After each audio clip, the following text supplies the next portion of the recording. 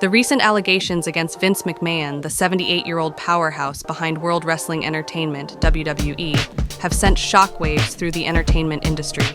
Janelle Grant, a former staffer in WWE's legal and talent departments, has filed a damning 67-page lawsuit in U.S. District Court against WWE, McMahon, and John Laurinaitis, a retired wrestler and head of the Talent Relations Department. The case, rooted in Connecticut, the domicile of both McMahon and Grant, and the base for WWE headquarters, unveils allegations of rape, assault, and human trafficking, painting a disturbing portrait of one of the industry's most influential figures. The plaintiff, Janelle Grant, has stepped into the limelight, breaking the silence that often shrouds such high-profile cases. Grant's decision to be publicly identified marks a pivotal moment in the narrative of sexual misconduct allegations in the corporate world. The explicit nature of the accusations, which include sexually explicit text messages and graphic descriptions, is so severe that we have chosen not to broadcast it. However, understanding the gravity of these allegations is crucial for comprehending the lawsuit's impact. Grant's story begins in 2019, in the aftermath of a personal tragedy, the loss of her parents, and the family home to bankruptcy. It was during this vulnerable period that Grant met McMahon. According to the lawsuit, McMahon offered her a role at WWE, a gesture that seemed to promise a turning point in her life. However, the nature of this role, as the lawsuit alleges, was entangled with coercion into a sexual relationship with McMahon, in exchange for employment in the legal department at WWE. The lawsuit alleges that the relationship between Grant and McMahon rapidly spiraled into a series of abusive encounters. McMahon is accused of greeting Grant in his underwear, sharing intimate details about his life, and initiating unwanted physical contact. The lawsuit suggests that McMahon exploited Grant's vulnerable state, offering her attention and the allure of a stable job, only to manipulate her into a quid pro quo sexual arrangement. The complaint details how McMahon allegedly transferred Grant to the Talent Relations Department, headed by co-defendant John Laurinaitis. This move, as per the lawsuit, was a strategic manipulation by McMahon to further entrench Grant in a network of exploitation and abuse within the WWE infrastructure. The allegations against Laurinaitis are equally disturbing, with claims of coerced sexual activities at the office despite Grant's resistance. One of the most appalling allegations in the lawsuit involves an incident where McMahon is accused of degrading Grant during a threesome, an act that represents the nadir of the alleged abuse. This incident, which involved McMahon's physical therapist, is described in harrowing detail in the lawsuit, underscoring the severity of the alleged abuse. Additionally, the lawsuit accuses McMahon of sharing sexually explicit photos and videos of Grant with various individuals, both within and outside the WWE organization.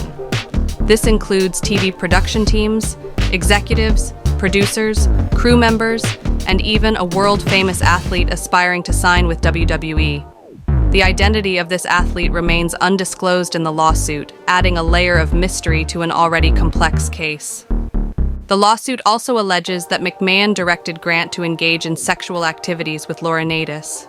Despite her pleas to end the relationship, McMahon's advances allegedly persisted, escalating into a pattern of exploitation and abuse. The lawsuit portrays a grim picture of McMahon's behavior, suggesting a culture of complicity within WWE's higher echelons. Grant's allegations extend beyond the personal trauma inflicted by McMahon. The lawsuit describes how McMahon would allegedly use Grant as a sexual pawn to influence other wrestlers and key figures in the industry. This includes a disturbing account of McMahon using Grant to entice a pro wrestler, identified only as a WWE superstar, to sign a new contract with the company. The lawsuit claims that McMahon would send explicit texts to Grant, detailing violent sexual acts he wished to perform, on her or have others perform. These messages are described as degrading, with McMahon allegedly using demeaning language and scheduling sexual liaisons between Grant and other men, including Laurinaitis. The legal document paints a picture of a woman trapped in a cycle of abuse and manipulation. It describes how McMahon showered Grant with gifts financed by WWE, including tickets to VIP events, gift cards worth thousands clothing, jewelry, flowers, a BMW, chef-catered dinners, and a spa vacation. This apparent generosity, however, came with strings attached, as McMahon allegedly exerted control over Grant, treating her as his property. In a particularly chilling excerpt from the lawsuit, McMahon allegedly texted Grant, "I want to drive you lower and lower, so low that you might beg me to sell you."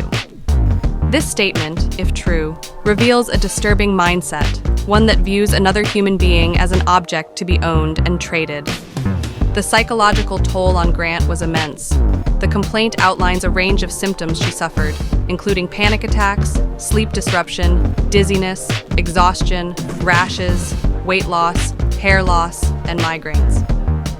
In November 2019, when Grant informed McMahon about her doctor's suggestion that her symptoms were related to trauma and ongoing stress, McMahon reportedly dismissed her concerns with scorn. This interaction, as described in the lawsuit, is indicative of a dismissive and callous attitude towards Grant's well-being.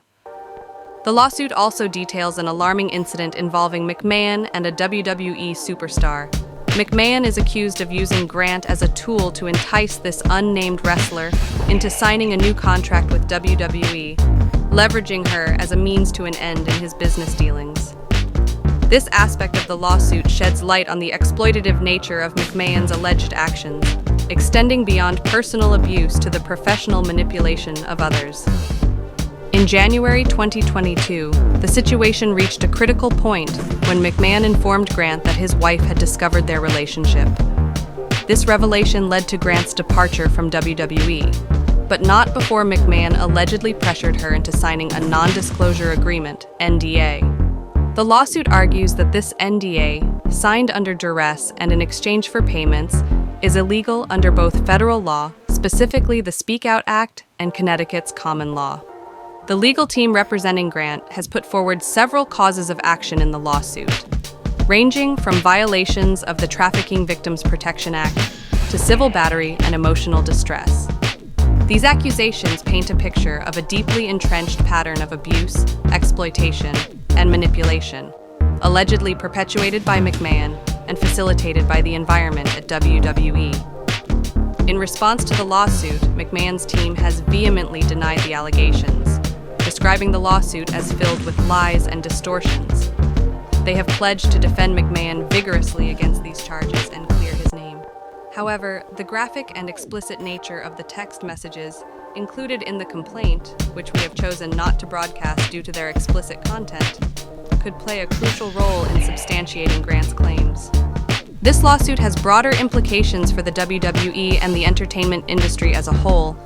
It raises serious questions about workplace culture, the abuse of power, and the mechanisms in place to protect employees from such exploitation. The allegations suggest a disturbing pattern of behavior that, if proven true, could lead to significant legal and financial consequences for McMahon and WWE. The case is also notable for its potential impact on public perception. High-profile cases like this often serve as a catalyst for broader discussions about abuse, power dynamics, and the responsibility of organizations to foster safe and respectful workplaces. As the lawsuit progresses, it will likely continue to generate significant public and media attention, contributing to the ongoing discourse about sexual misconduct and abuse of power in corporate settings. As we await further developments in this case, it remains a stark reminder of the pervasive issues of abuse and exploitation that can lurk beneath the surface of even the most glamorous industries. It underscores the importance of holding individuals accountable for their actions, regardless of their status or influence. This case, with its shocking allegations and high-profile figures, is likely to remain a significant topic of discussion and analysis in the months to come.